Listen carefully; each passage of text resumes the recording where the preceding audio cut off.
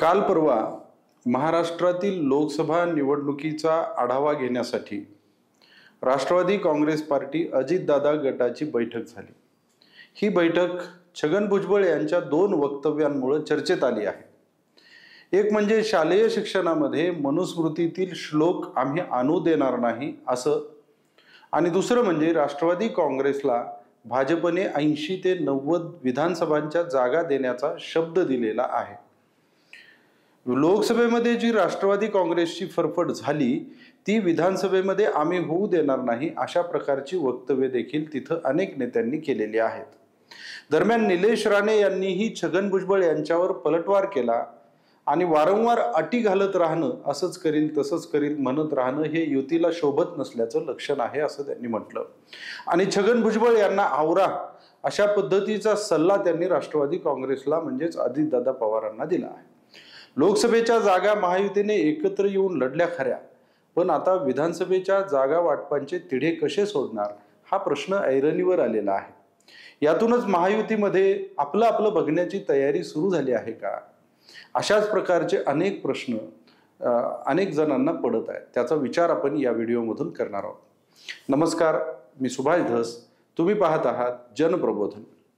छगन भुजबळ यांनी निवडणुकीच्या पार्श्वभूमीवर जाहीर केलेली सर्वात मोठी गोष्ट म्हणजे ज्यावेळी अजितदादा गट भाजपमध्ये समाविष्ट झाला त्यावेळी विधानसभा निवडणुकांमध्ये 80 ते 90 जागा त्यांना दिल्या जातील असा शब्द भाजपाकडून देण्यात आलेला आहे असं त्यांचं म्हणणं आहे। यावरून जरा 2019 ची पार्श्वभूमी आठवली। निवडणूक झाल्यानंतर भाजप सेनेचे बहुमत आल्यानंतर शिवसेना नेते उद्धव ठाकरे साहेब यांनी मला भाजपाच्या नेतृत्वाने जो शब्द दिलेला आहे तो पूर्ण करावा असं म्हणत भाजपची आडवाडवी केली होती। बंद खोलीत काय शब्द कोणी दिले याबाबत अजूनही संशोधन चालू आहे, पण अशा प्रकारच्या अंधारात दिलेल्या शब्दांमुळे चांगला चाललेला गाडा कसा मोडू शकतो हे महाराष्ट्रानं पाहिलेलं आहे। आता राष्ट्रवादी काँग्रेसला हा 80-90 जागांचा शब्द नेमका दिला कोणी, कोणत्या जागा देणार हे तरी स्पष्ट झालंय का, त्यावेळी सांगितलं गेलंय का, हे सगळे प्रश्न आज अनुत्तरित आहेत। राष्ट्रवादी काँग्रेसने 90 जागा मागणं म्हणजे त्यांनी मागच्या निवडणुकीमध्ये एकत्रित ज्या जागा लढवल्या होत्या त्या जागा मागणं असा त्याचा अर्थ होतो।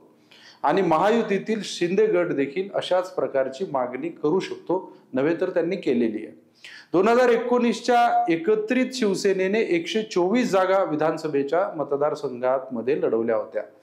शिंदे गट हे 124 मतदारसंघ निश्चितच मागण्याच्या तयारीत आहे। भाजपनं 164 जागावर त्यावेळी आपले उमेदवार उभे केले होते।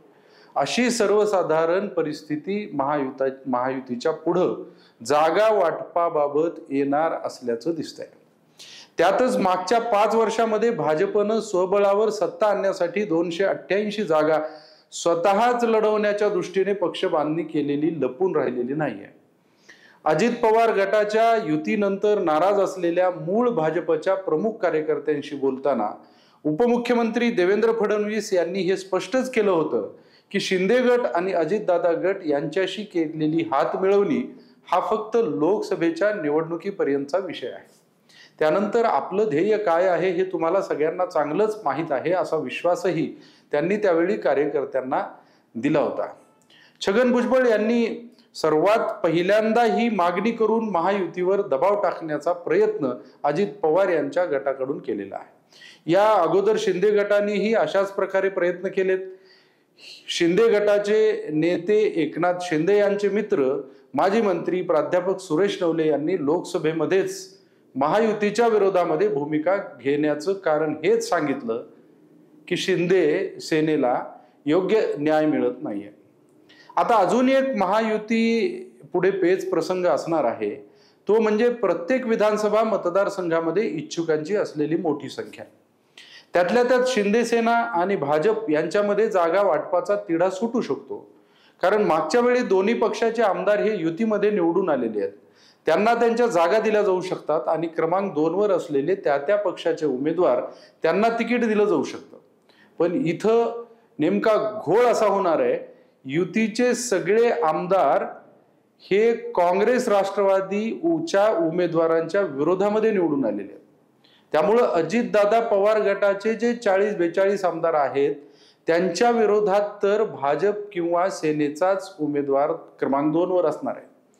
त्यावेळी त्यांना आपला दावा सोडावा लागणार हे निश्चित आहे.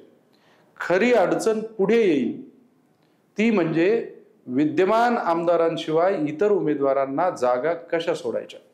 कारण जिथे सेना भाजपचा आमदार आहे तिथेही राष्ट्रवादी काँग्रेसचा उमेदवार 2 नंबरवर असणार, त्याला पण जागा सुटणार नाहीये. त्यामुळे राष्ट्रवादी काँग्रेसने मागितलेल्या 90 जागा तर सोडाच, पण त्यांना 10-20 जागा जरी कुठून वाढवून द्यायच्या असल्या तरी महायुती पुढचा हा मोठा पेच प्रसंग असणार आहे.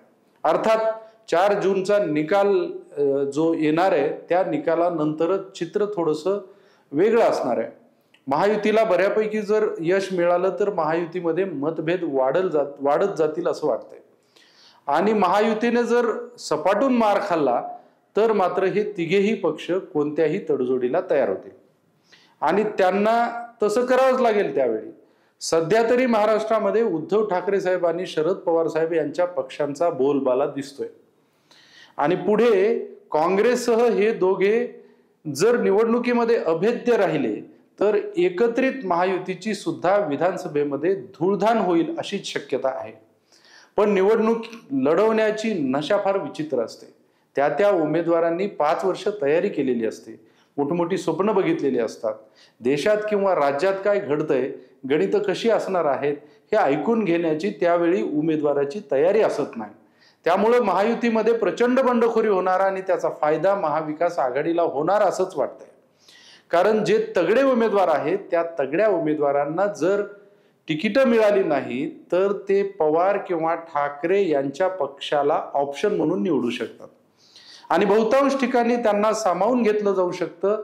कारण आज तरी या दोन्ही पक्षांकडे तगडे उमेदवार नाहीत. त्यामुळे बंडखोरीचा जास्तीचा फटका महायुतीलाच बसेल असं आज तरी म्हणायला आपल्याला हरकत नाही. आपला मुख्य मुद्दा होता बंद खोलीमध्ये दिलेला शब्द उद्धव ठाकरे यांनी निवडणुकीच्या नंतर जाहीर केला होता, पण भुजबळ यांनी मात्र तो निवडणुकीच्या अगोदरच जाहीर करून जनतेची उत्सुकता अजूनच वाढवलेली आहे. विधानसभेमध्ये महायुतीचं जागा वाटपाचं हे गणित कसं सुटेल, कोणाला किती जागा देण्यात येतील याबाबत तुम्हाला काय वाटतं हे नक्की कॉमेंट करून कळवा. धन्यवाद.